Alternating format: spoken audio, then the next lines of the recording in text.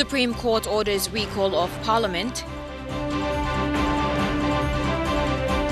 Legal provisions to contain strike threat. And concerns over MDR TB patients' treatment. This is the National MTV News with Lorraine Gabina. Good evening and welcome to Tuesday's news.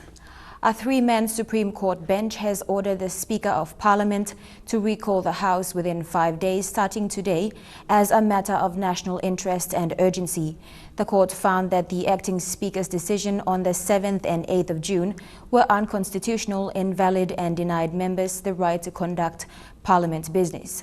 Parliament was adjourned on the day when several UPNG students were shot at by police. The three-man Supreme Court bench led by Chief Justice Sir Salamo Injia handed down a 21-page ruling between 10 and 11 this morning. They ordered the Speaker to recall Parliament within 5 days. The court has also described the actions of the acting Speaker as setting a dangerous trend and putting the Constitution at stake. The Parliament is expected to reconvene from today till Saturday. The court said whether or not a vote of no confidence is successful, it is a constitutional matter that has to be tabled in Parliament. The court found that the acting Speaker and the chairman of the Private Business Committee failed to clear the notice before it is tabled in Parliament. Therefore, the MPs were not informed about the motion. Also present at the chamber was Deputy Opposition Leader Sam Basil. This win is not about the opposition or the government. This win is about the democracy and about the respect of the Constitution. My job as a lawyer to make sure that the people's Constitution, people's right in the Constitution is defended, is protected, and not to be abused by the government. The court ordered that the notice of the vote of no confidence on July 7 and 8 complied to the 5 technical requirements of the Constitution. It has the name of the alternated Prime Minister, 1/10 of the MPs has signed, it has the signatures of the person who moved the motion and seconded it, and the signature of the MP who signed the motion. The Supreme Court warned the Speaker to act responsibly and MPs to perform Parliament business independently. Vasinata Yama, National MTV News. Opposition leader Don Polya has welcomed the Supreme Court ruling ordering the recall of Parliament within 5 days. He has called on Speaker Theo Zurano to recall Parliament this week. The opposition says it will still move the vote of no confidence motion despite not having the immediate numbers. 4 hours after the Supreme Court ended the decision to recall Parliament, the opposition made a statement. Leader Don Polya said the decision is unprecedented and the Speaker should act upon the court ruling. The Honourable Theo Zurano has a profound duty, and the duty now is in his courts. The courts have ordered him, in particular, to ensure that the motion of vote of no confidence is processed to the floor. Polya says the Constitution has spoken and it is the 121 members of Parliament to uphold the rule of law. Welcoming the decision, the opposition says the vote of no confidence is top of the agenda. The moral obligation to take this opportunity and ensure that we elect a new Prime Minister on the floor of Parliament now that the Parliament will be reconvened. The Supreme Court ruling is the 4th attempt by the opposition to move the vote of no confidence after 3 failed attempts. They say it is time an alternate government step in and save the country with many issues at end. It's of course, it's of any vote of no confidence. It's of a national importance, and no other matters should take precedence on it. Court give more happiness, and let's go in and make a change. Vanimo Green MP Belden Nama described the decision as a victory for the people of Papua New Guinea. And I want to urge all members of Parliament, you are subject to your people. If you are for the people, by the people, and of the people, today is your time to leave a legacy. The opposition maintained that despite not having the numbers, they say an alternate government is in place. Jack Lapave Jr., National MTV News. Late this afternoon, the Speaker of Parliament issued a notice calling for the recall of Parliament this Friday. Prime Minister Peter O'Neill, who was briefed on the decision by the Supreme Court, is seeking further legal advice on the decision. He said this afternoon the vote of no confidence proposed by the opposition is another costly attempt to cause instability for the sake of political self-indulgence. He described the opposition as mischievous. O'Neill has also described opposition members as opportunists. Police Commissioner Gary Baki says PNG Defence Force will be called in to assist to monitor the threat of a strike if it escalates into an unrest. Baki's comments follows a threat by a group of people, including pilots, lawyers and union members, to withdraw labour as part of a call for the PM to resign. The 48-hour ultimatum ends at midnight tonight. The threat to shut down services was issued by a small group consisting of lawyers, pilots and union members. They demanded for Prime Minister Peter O'Neill to step down and turn himself in for questioning to clear allegations levelled against him. But today, Commissioner Baki said police will monitor the situation to ensure there is no escalation. The police legal team is also looking at legal provisions that will allow police intervention in situations like this. I've also spoken to my legal people to look at the provisions of those acts, if we have to invoke them, and what are the applications of it that is relevant for the police to carry out their functions and responsibilities with regards to the threats that's been. Their threat to stop services follows the suspension of the 2016 academic year for students at the University of Papua New Guinea. Since the start of the boycotting of classes at government universities, the police commissioner has been in consultation with the PNGDF commander. Baki says while he is confident with the way police have been monitoring the situation, assessments will be made before the Defence Force will be asked to assist as per the NSAC recommendation. But I'm confident that my men and women will deal with the issue. Until and when it's gone to a stage that the police are not able to control the situation, then we will call upon the Defence Force. Tekla Gunga, National MTV News. Morobe Governor Kelly Naru says loans taken out by the national government must be invested to impact areas. His comments today come in support of the 1.5 billion kina loan secured by the national government last week. Though some critics say that the loan was to clear up backlogs caused by the lack of foreign currency, Naru says PNG needed that sort of funding to cater for the deficit budget. The Morobe governor has been reserved in his opinions about national government decisions, but he says loans must be put into priority areas like health, education and infrastructure. We have PSIP owed to this province in the sum of 38 million kina. Including the LNGSIPs up to about 50 million kina plus. That's a priority area which I would call on the government to honor through that loan that was recently secured. We have education sector programs that needs to be funded, teachers' airfares. Among stories after the break, Air New Guinea to fly direct to Beijing in China by the end of the year. Stay with us.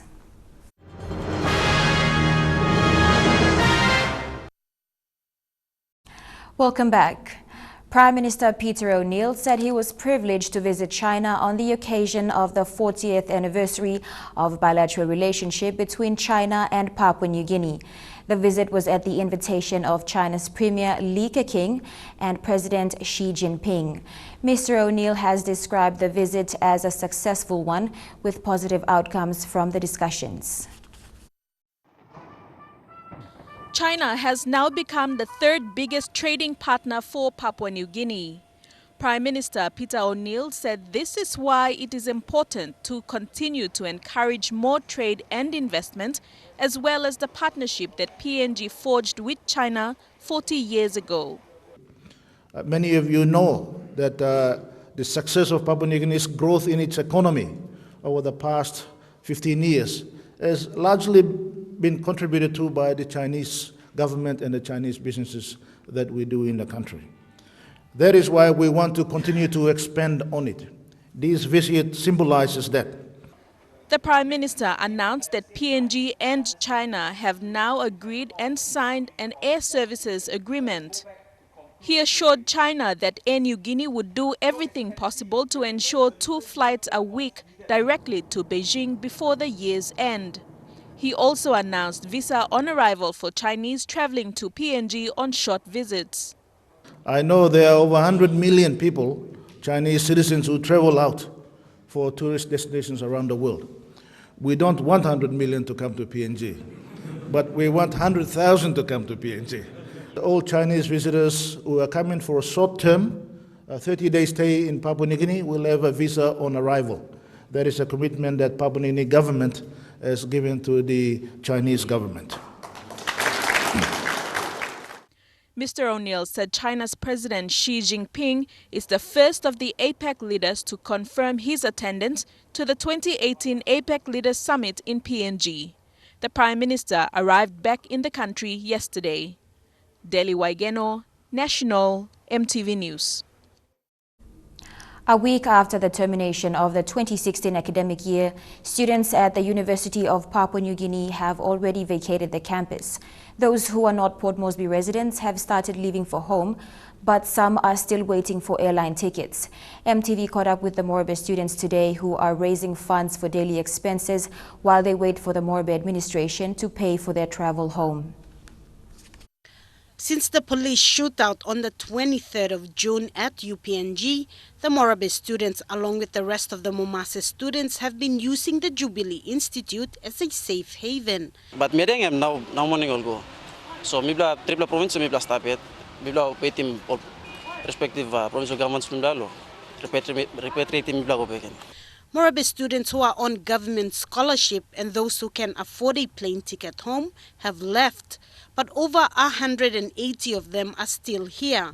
30 of them women who have been living at the Jubilee campus since the death of the Unitec student in Ley as a safety measure.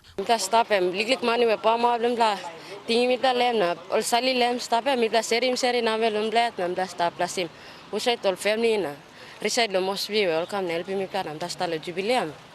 Impel go tim that na sta. Pares girls emos mi plan ni replant something. Na disla long period kame impla film hard lo stop now. Government will assure me or pledge him support finish law. They're working around the clock to organize tickets for us to go back, but since we time will run down and we run out of resources, so that's what we're doing to support ourselves. Yes. Morobe Governor Kelly Naru said today that the provincial government planned for a worst-case scenario such as this and are hoping to have all the students back home as soon as possible. Within the next few days, we should see the first group of students returning. And we hope to have that exercise complete by next week. Meanwhile, the fundraising they began today will continue during the week at Ella Beach. Sarah Aupong, National, MTV News. The Office of the Higher Education, Research, Science and Technology has revealed that the consequence of the recent unrest at UPNG and Unitec is very severe. The Higher Education Secretary, Professor David Kavanamur, says the recent string of boycotts and violent protests will affect the academic reputation of the country in a big way. Professor Kavanamur says previous results show UPNG and other universities in the country were ranked below average in the Pacific region in recent years.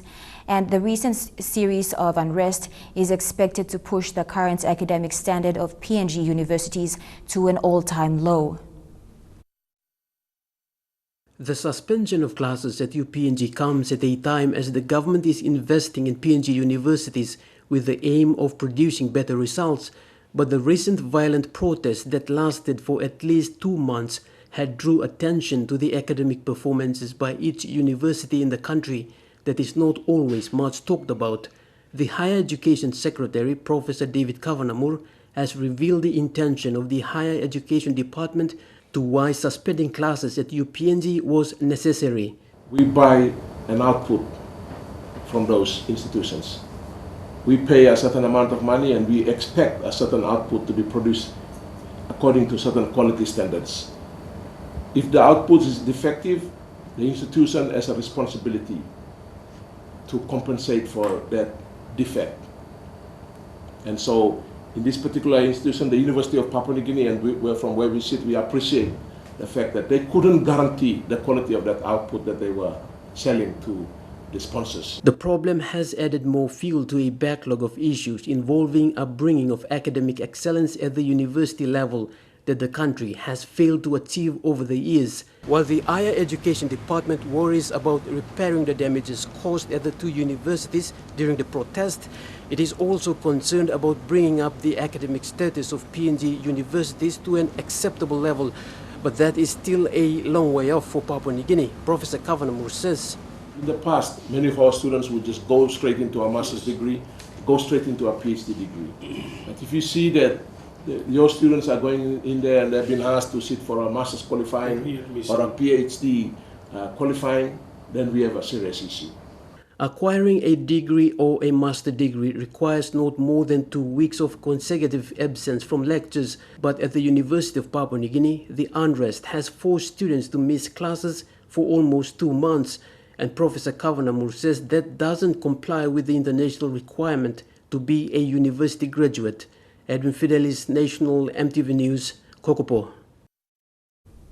The Minister for Higher Education, Research, Science and Technology, Malakai Tabar, says the call to remove Dr. Albert Schramm as UNITEC's Vice-Chancellor is uncalled for. Minister Tabar says the UNITEC Council members have met but are yet to respond to the call made by Imbongu MP and Works Minister Francis Awesa.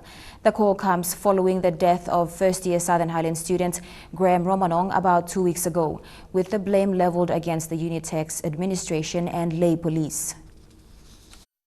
I think the Chancellor have come out clear, making his stand clear as the Chairman of the Council.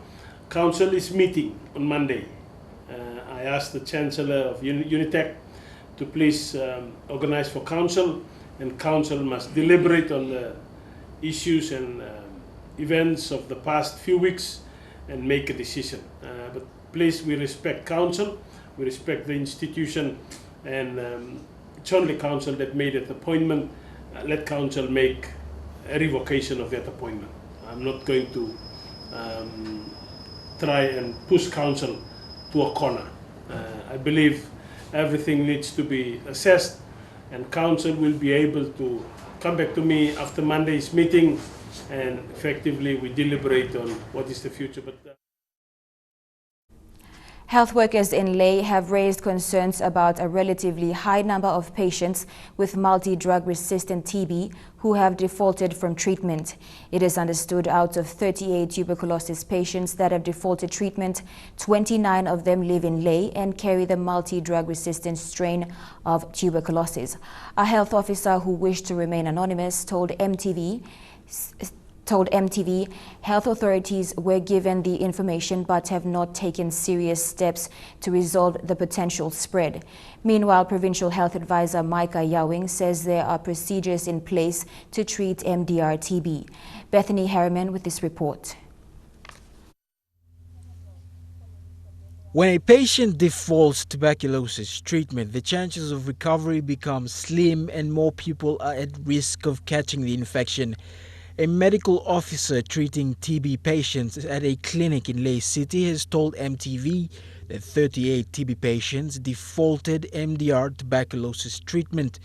29 of them live in Ley City.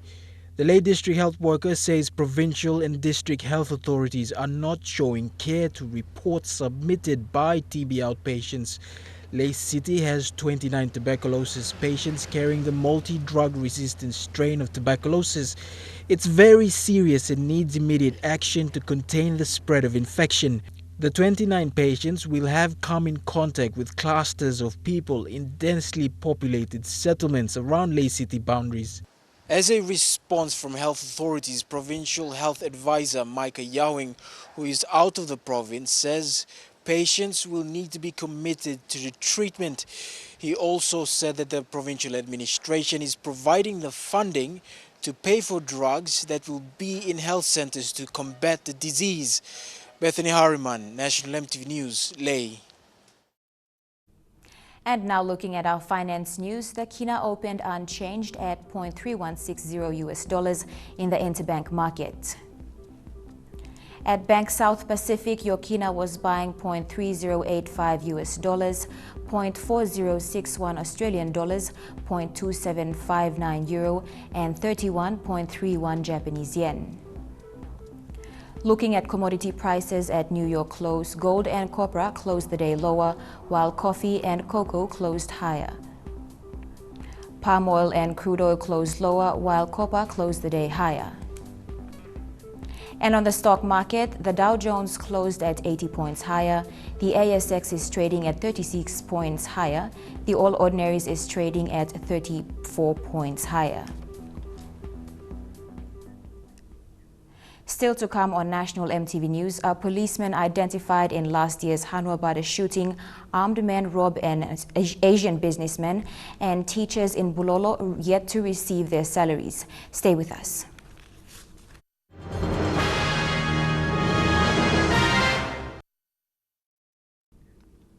Welcome back. A policeman has been identified as a suspect in the alleged police killing of two Hanwabada men in 2015. Police Commissioner Gary Baki confirmed this today, saying the forensic unit had matched the empty shell's casing to the firearm used. The officer is known to police but has fled the country, and police are working to bring him back for prosecution. We have a suspect identified, a suspect policeman identified. He's actually absconded this place and is gone abroad. And forensic has been able to confirm that that came from the specific firearm that was used. Our next issue now is to find the policeman and bring him in and have him questioned. Police in Morobe have confirmed that 3 armed men with bush knives made off with 30,000 kina cash and 10,000 kina worth of materials after they held up a shop at the Mutsing station in the early hours of Sunday morning. The shop is owned by an Asian businessman. Provincial Police Commander Chief Superintendent Augustine Wampe says these men may have had an informant working in the shop. Suspects are known and police are now working with the local community to make arrests. Apart from this incident, the last 2 weeks have been relatively free of major crimes. A signed agreement between the Royal Papua New Guinea Constabulary and Life Insurance Corporation allows life and health medical insurance coverage for police officers in the country. The life insurance covers funeral expenses for only police officers and medical insurance for the spouses and children of police officers. The insurance only applies to the 3,000 police officers who are members of the police union. A check of 500,000 kina was presented to life insurance today as the first deposit under the agreement. Police is the first disciplinary force to have such an agreement in place. I can comfortably tell the men and women now that the wife of every police officer is also a responsibility that the organization can take on board, including the children that are covered in this medical cover. I think we are beginning to feel confident that we can be able to deliver on what we have promised in the MOU. And we are now beginning to see from this agreement for the medical cover for the members and the spouses, we are beginning to see that it is a partnership. Local florist Veronica Lowe is empowering women at Sogeri outside of Port Moresby to venture into the floriculture business by cultivating flowers. MTV spoke to some women who have been growing flowers in their backyard. Eric Harukma with this report. The floriculture industry has been economically benefiting women engaged in the SME sector. Flowers are a commercial venture nowadays, especially when there are events like weddings, office flower stall arrangements and burial of deaths. Veronica Lowe extended off from a backyard at 8 Mile in Port Moresby to Rauna at Sogeri, which she has set up nurseries. Farm, it won't be an overnight thing, but it'll take a while. You give yourself 2-3 years time and you would see your plants flowering, and that's where the linden blossom, PNG gardener, they would come in to buy if they know there's a farm up there. Veronica also educates local women in the area how to grow flowers and markets for them to sell their products. Nancy John, Rebecca Jacob and Sinivia Willie are some of the women learning about the trade. Kan wokim lo here lo place lo mipla lo rona fo. Mo se gupla. Na mipla interested lo disla work. Because disla em sampla way lo sem mipla ba We must grow more flowers na putilorot salim na wakilili coins blo family la house. Put my greenhouse, I think two Sundays later there were some vehicles driving in asking me whether I was selling pot plants, and I told them I'm just starting. This business is important for women in the area who try to make ends meet through growing and selling of flowers. Eric Arupma, National MTV News. Teachers from Bulolo district in Morbe province have not been paid their salaries for over 6 fortnights. They have sought clarifications from the Provincial Education Division, but no proper answer has been given. This morning, our lay crew met with John Jivet, the education manager for Bulolo district, who was attending a workshop on teachers' leave fares in Lay. Jivet says the delay in teachers' salary is a nationwide problem that has to be solved quickly as it is affecting the teachers and their families. The two groups that I can mention here is one, the graduates. A lot of graduates, the process is getting their qualifications to be correct before the TSC pays their salary. Secondly, it's been the teachers who have been moving from one school to the others without telling the appointment officers. That's why their papers are still in the province. And yet, yes, it's really affecting them and their families.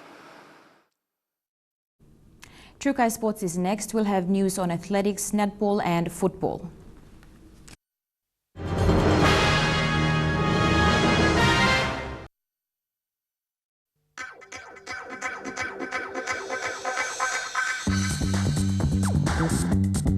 Trukai Sports.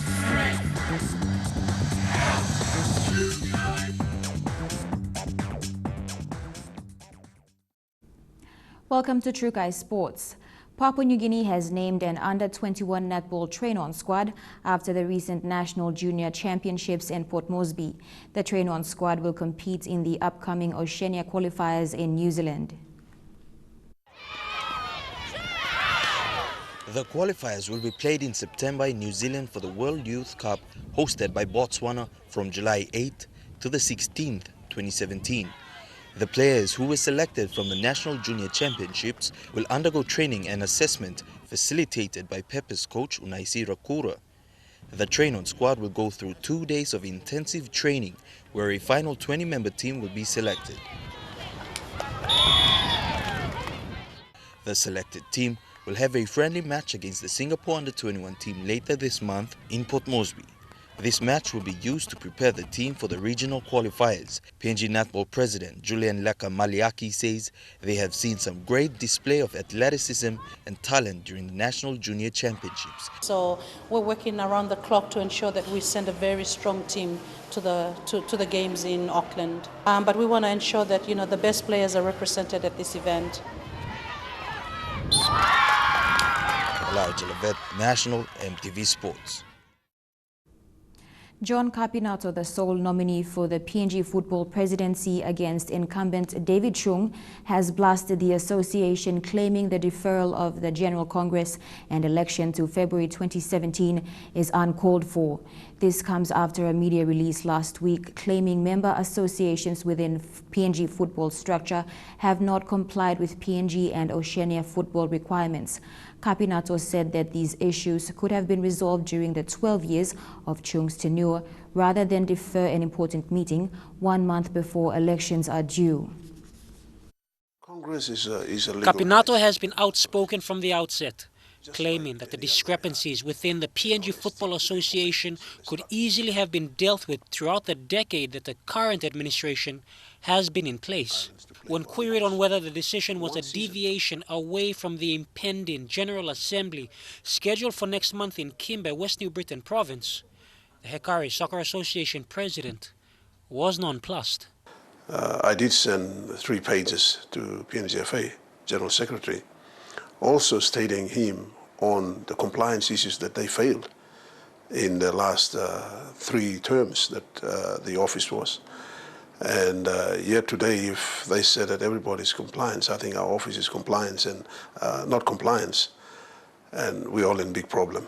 Calls for current President David Chung's resignation have gained momentum in recent weeks, ever since a media release sent out on the 1st of July detailed PNGFA's achievements and plans for future development. Because there was no any public... Kapinato remains the only nominee challenging David Chung, and his support base has increased exponentially. Football associations throughout the country have all expressed dissatisfaction at the current administration's failings, and a vocal opponent of President Chung has been Lay City Manager and Lay Football Association President Roy Kamen. Me appeal lo government lo Papua New Guinea na any other settled man you think no something in the right you must put in pressure long PNGFA all in this meeting he must come up. He must come up no time where all in mark him because also me talk finish incorporated association incorporated act lo Papua New Guinea. Law is strong in this meeting he must come up. Na this meeting he must come up. The Football Association has claimed that member associations need more time in which to update and comply with regulations laid out by both PNG Football and the Oceania Football Confederation. But a counter-argument laid out by those seeking change claim that PNG Football's issues are domestic and should be dealt with in-house without the need for outside influence. Jeremy Mogi, National, MTV Sports. The Morata Soccer League in the nation's capital has been running a competition for 3 years now. 24 men's and 22 women's teams are competing in the tournament. This weekend will see teams vying for the top 8 spots before the semi-finals and grand final. Morata Soccer League in Port Moresby played their round 11 matches over the weekend, both male and female. The Suburban League attracted a few teams from around NCD, especially from 8 Mile and 9 Mile. President and founder of Morata Soccer League, Jerry Iniga, started the association 3 years ago, and since then youths in Morata made it their responsibility to create their own clubs and take part in the competitions. Iniga said the competition in the area attracted many young people to join the association, and the momentum towards the interest in the code is increasing immensely. Mr. President, gosta de me looking lo community level. Plenty on my magi boys na. All youths start lo change in life lo because of long. Isla passing no words so meeting tin go na. Now me come up in isla leak long sem. Basically, full but basically by change in life long. On mindset flow all magi. Tournament director Gibson Kinau said some of the youths involved in the competition have respectively represented Team NCD, not just in the code of soccer, but other codes as well. We are now in the final round of our competition. Seeing that from the 46 teams, we have slotted each team into pools of A and B with 12 teams each. So I think we've come this far. This is round 11 we're playing today. By next week, we should be going into our top 8 playoffs. As of next weekend, the team will be going into their top 8 playoff matches. Godbineki, National MTV Sports. True Kai Sports continues after the break. Stay tuned. Kai Sports.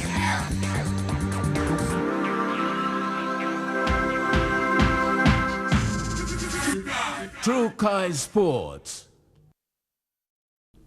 Welcome back. Toya Whistle and Theo Pinia will both represent PNG in athletics at the Olympic Games in Rio. Pinia secured his spot as a result of his record-breaking performance in the 200 meters last week after a long and very close battle with hurdle specialist Moen Boino. The veteran hurdler ran a season best of 51.95 seconds in his last competition in Florida, which was worth 1,034 points on the IAAF scoring tables. But this wasn't enough to overhaul the 1,072 points from Pinia on 11 June. Athletics PNG has conveyed its congratulations to Pinia and acknowledged the huge contribution that Boino has made to athletics. But in a spirited side, Moen was the first to congratulate the 23-year-old last week, and has been a big help to Theo during the lead-up to the trials. On a special note, Coach Dio Lori, who has been with the athletes in Florida, says the bond of friendship between the two goes far beyond athletics, and it is only on the track where there is evidence of competition. Mr. Green says Moen has been a model for the younger athletes, displaying hard work, class and consistency as evidenced by his performance over many years. Toya Whistle is also confirming the team now that the PNG Olympic Committee qualifying period has come to an end and no other female athletes have come close to qualifying. That means that the one place available to PNG under the universality rule will be taken by Whistle. However, Whistle's 11.29 seconds in the recent Melanesian Championships in Suva, Fiji gave her an edge where she is now qualified for the Olympics on merit, which means she can go straight into the first heat in Rio instead of running the preliminaries. Shane Saroya, National MTV Sports. Papua New Guinea is looking forward to co-hosting the Rugby League World Cup tournaments after the country was awarded rights to co-host alongside Australia and New Zealand. Meanwhile, Women's Rugby League is also being promoted, with officials closely monitoring talents in the local competitions in efforts to scout players for representative duties with the Ragianas. While competitions are being held in and around the city, president and tournament directors are encouraging female clubs to start concentrating on the games and show their full participation in preparations for next year's Rugby World Cup, where PNG will co-host alongside Australia and New Zealand. So far, the suburban competitions, Rugby League associations in the National Capital District, PRL Rugby League and Suburban League have fallen into their respective rounds in their competitions. Suburban League has 4 women's team, while PRL has 10 women's team, both preparing for the upcoming Southern Zone Confederate Cup to be staged in Morobe. PRL Football Operations Manager Meke Maino said the level of women's rugby in the country has improved so much, where the Southern Zone Confederate will be used as a trial match for selections for Rugby World Cup. Over the years, I've been with the league, and the women competition has really improved dramatically, I must say. The ball skills and the defensive efforts they put in, I can tell you the standard of rugby league competition for women in this country has really improved. He said women's rugby in the country has 2 aims, which are promoting and developing the code of rugby for females in the country, and to also use the code to carry out awareness on violence against women. PNG will get direct entry into Rugby World Cup and won't be part of the qualifying competition due to co-hosting the World Cup. The Rugby World Cup will be held in New Zealand, Australia and Papua New Guinea between October 26th and 2nd December in 2017. Godbineki, National MTV Sports. Both PRL and Suburban Rugby League in Port Moresby have submitted final listings to the NCDC Sports Desk for selections. The NCD Sports Desk will select top 9 players to represent Port Moresby in Rugby League at the PNG Games. With only 3 months to the 2016 BSP PNG Games, Team NCD Rugby Association have been running selection trial matches in their respective club competitions to select top players. Football Operations Manager Meke Maino from PRL Rugby League said they are waiting to hear from NCD Sports Desk on who has been selected to be part of the 9th team. Both affiliations have used their club competition for selection, and the same will be done to the female as well. The eligible leagues are Port Moresby Rugby League, Port Moresby Suburban Rugby League, and Port Moresby South Rugby League. Those 3 leagues are eligible for selection into the NCD 9th team. So PRL has already submitted its list of players to NCDC, who will screen also their selection and screen the players from the other 2 leagues as well. But for the Southern Zone Confederate Cup, which will be staged in Lae, both PRL and Suburban League will also carry out similar trials to select the respective teams in their different divisions that will attend the Southern Zone Confederate Cup representing Port Moresby. Godbineki, National MTV Sports. Oceania Sports Education Program is currently carried out in 8 countries in the region, including Papua New Guinea. The program has been running in PNG since 2009, and for the first time this year, OSEP has facilitated a 3-day joint training with PNG Sports Foundation, PNG Olympics Committee, and national federations. Oceania Sports Education Program's regional aim is to build the capacity of Pacific Islanders in sports. With just a few months after the Pacific Games, it is timely to build the skills of trainers who will in turn train others.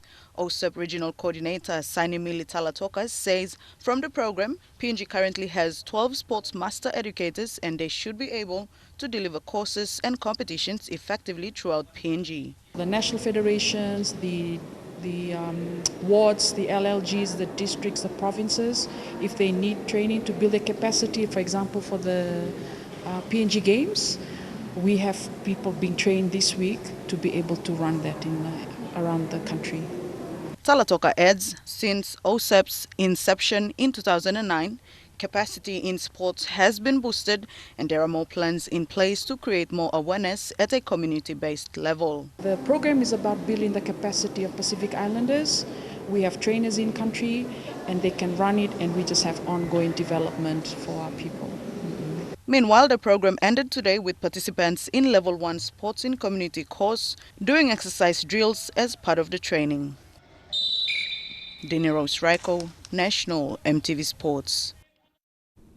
And that ends True Kai Sports. The weather details for the next 24 hours when we come back. Kai Sports.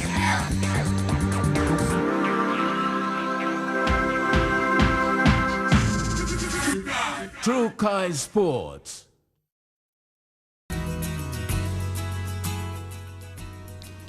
Your weather forecast for tonight and tomorrow. In the southern region, partly cloudy with slight chances of light showers in Port Moresby, windy and chances of few showers in Daru, showers in Kerema, mostly fine in Alotau, and some showers in Popondetta.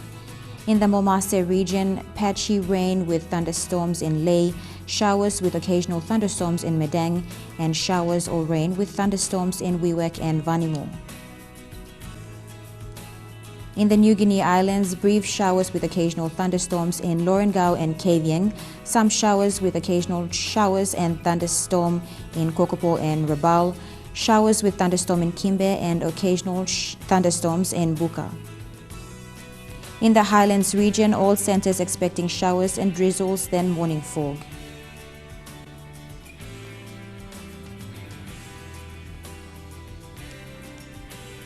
Forecast for small ships for the next 24 hours, a strong wind warning for current for all coastal waters of southern region and also Finchafen through Vitia Strait and Dampier Strait, CSC Island to Long Island. Water of southern PNG Indonesian border through Torres Strait and Daru to Kiwai Island to Kerema to Yule Island to Hood Point to Samarai Island, seas 2.5 to 3 meters. Waters of eastern and western Milne Bay Islands and with waters of Finchafen through Vitia Strait and Dampier Strait, CSC Islands to Long Island, seas 2 to 2.5 meters. Waters of Samarai Island to Cape Vogel to Finchafen, seas 0.7 to 2 meters. Waters of Long Island to Medang to Bogia to Wewak to Aitape to Vanimo and northern PNG Indonesian border with waters of Manus and its western group of islands, with waters of New Island to East New Britain to Bougainville, seas 0.5 to 1.3 meters. Water of West New Britain and Bougainville, seas 1 to 2 meters.